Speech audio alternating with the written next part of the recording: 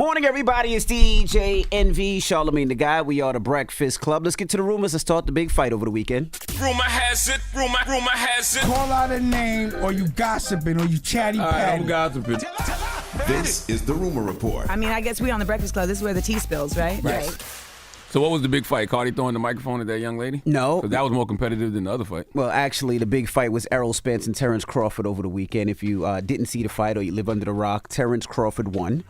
That one is an understatement. He dominated Errol Spence Saturday night. Errol Spence was my pick. I picked Errol Spence, And I really need people to understand that Errol Spence was an undefeated, undisputed 3-division champion who had never been knocked down. So please, all you casual fans, stop saying things like, I thought Errol was supposed to be good. I thought this was supposed to be a 50-50 fight. He's great. He's actually elite, but so is Bud. And it's clearly levels to elite. Yeah. Well, he had, like you said, he had 3 knockdowns during that fight. And My God. In the 9th round, he became the undisputed welterweight champion. Now, that fight took a lot out of me. I'm not going to lie. I was emotionally exhausted. I don't know why I had anxiety going into the fight. Plus, I was just so excited. Why anxiety? Like you were fighting?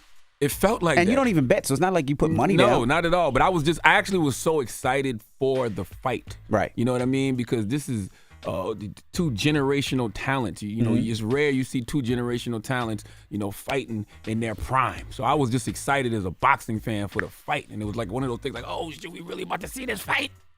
Well, when we spoke to Terence Crawford, you told him that you didn't think he was going to win. And you asked him a couple of questions about would he rise to the occasion.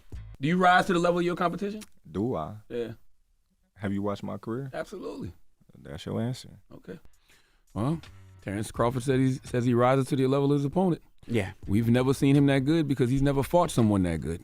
But salute the Bud. Drop on the clues bomb for Terence Crawford. He handled his business.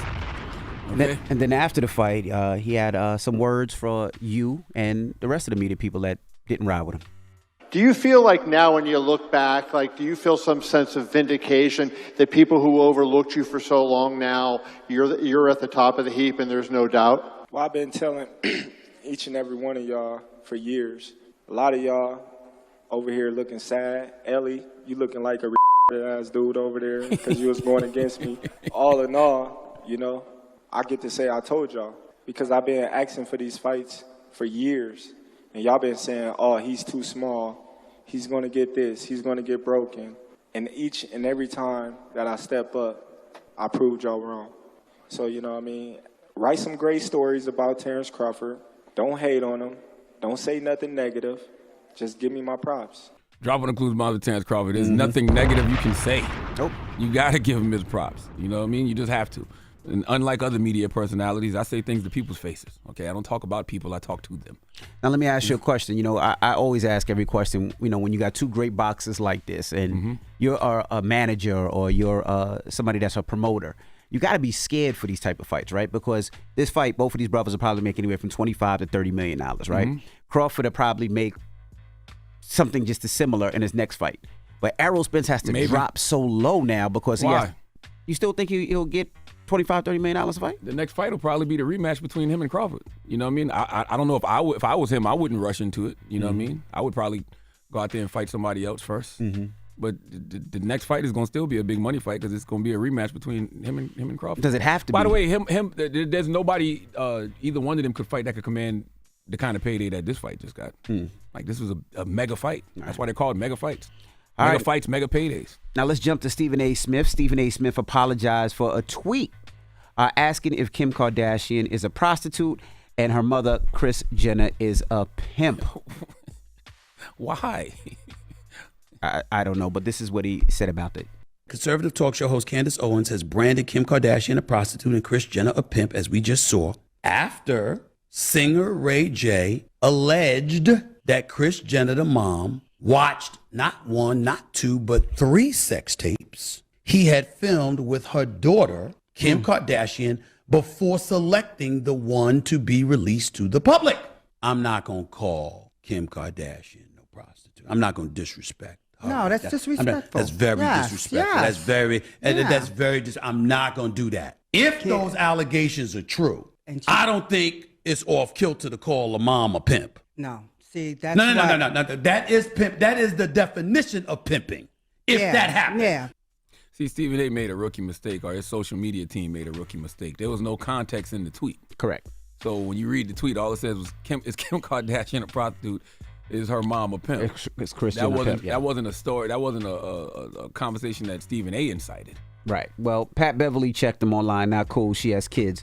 Should not be the title or topic. And he responded, clerical error, bro. You are absolutely right. That is being corrected right now as we speak. And for the record, I don't think of Kim Kardashian that way, nor would I ever speak of her or any woman that way, which I've stated. That thanks for checking that issue. I was about to say, why is Stephen A. even talking about the Kardashians? But then again, somebody might look at us and say, why y'all talking about sports? Right. You know what I mean? Right. So, but why is he talking about the Kardashians? I don't know. That was on his podcast? That was, yeah. Oh, okay. Mm-hmm. All right. And lastly, Cardi B got into an altercation when she was performing out in Vegas. She was in the middle of her set, mid-performance over the weekend, and somebody threw a drink on her. Not a little drink, like this was a big, huge drink at her. Cardi B looked back, grabbed the microphone, and threw her mic at her. Man, she threw that mic like Thor throws his hammer. Yes. Like, I mean, she was wielding that microphone. Right. So that's what we're going to talk about this morning. 800-585-1051. A lot of people said Cardi B was wrong. Why they was said she she wrong? shouldn't have threw a mic. They said, it put, people's lives in danger. That's what they were saying. Here's the thing. Y'all be asking too much of people because you're dealing with human beings. Like, you're not going to disrespect somebody and expect them not to retaliate. And then when the celebrity retaliates, folks is like, they so stupid for acting like that. Like, I'm sick of this era we in where folks think, the biggest celebrity or the person with most money or most status or bigger voice should just let people who not on that level treat them any old kind of way. Right. That's just, I don't think that's realistic. Right. At the end of the day, Cardi B's a person and she has a reaction. And if you throw a drink on her, not just a little drink, like the whole drink hit her face, her hair, her whole outfit that she was wearing and while she was performing, she's a person. And we'll discuss. 800-585-1051. Maybe you don't think the way that I think or Charlamagne thinks. And let's talk about it, all right? Front Page News is next. It's The Breakfast Club. Good morning. Wake that ass up. Early in the morning. The Breakfast Club.